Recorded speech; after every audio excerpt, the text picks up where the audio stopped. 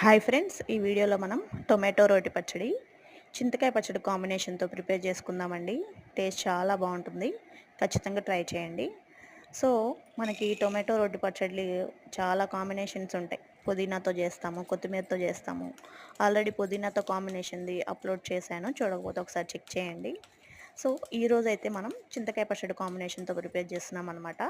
ఖచ్చితంగా ట్రై చేయండి. ఫస్ట్ అయితే ప్యాన్ పెట్టుకొని అందులో ఆయిల్ వేసుకొని, ఆయిల్ బాగా హీట్ అయిపోయిన తర్వాత ఒక చిన్న టీ గ్లాస్ పల్లీలు వేసుకొని బాగా ఫ్రై చేసుకోవాలి.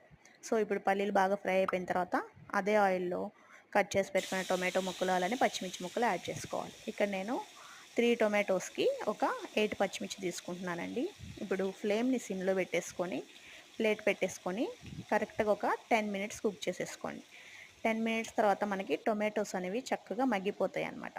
ఇక్కడ నేను సాల్ట్ యాడ్ చేయట్లేదండి, ఎందుకంటే చింతకాయ పచ్చడిలో ఆల్రెడీ సాల్ట్ ఉంటుంది కాబట్టి లాస్ట్లో చెక్ చేసుకొని యాడ్ చేసుకోవచ్చు. సో బాగా ఇప్పుడు మగ్గిపోయినాయి కదా టొమాటోస్. ఇప్పుడు ఒక మిక్సీ జార్ తీసుకొని అందులో పల్లీలు అలానే ఒక వెల్లుల్లి రెబ్బలు వేసుకొని జస్ట్ ఒక 3 పల్సెస్ ఇచ్చుకొని, తర్వాత ఇందులో టొమాటో ముక్కలు, పచ్చిమిర్చి ముక్కలు అలానే ఒక టేబుల్ స్పూన్ చింతకాయ పచ్చడి వేసుకొని ఒక 2 పల్సెస్ ఇచ్చుకోవాలన్నమాట.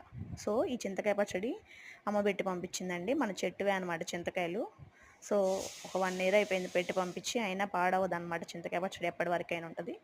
సో 2 పల్సెస్ ఇచ్చుకున్నాం కదా, ఇప్పుడు ఇందులో తాలింపు పెట్టేసుకోవాలి.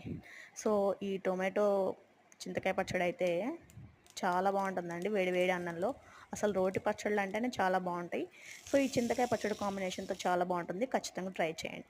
సో ఇప్పుడైతే ప్యాన్ పెట్టుకొని ఆయిల్ వేసుకొని, ఆయిల్ బాగా ఫ్రై అయిపోయిన తర్వాత తాలింపు గింజలు అలానే వెల్లుల్లి రెబ్బలు వేసుకొని ఫైనల్గా కరివేపాకు యాడ్ చేసుకొని ఆ పచ్చళ్ళు యాడ్ చేసేసుకుంటే ఎంతో టేస్టీగా ఉండే టొమాటో రోటి పచ్చడి రెడీ. ఖచ్చితంగా ట్రై చేయండి. అలానే నా ఛానల్ సబ్స్క్రైబ్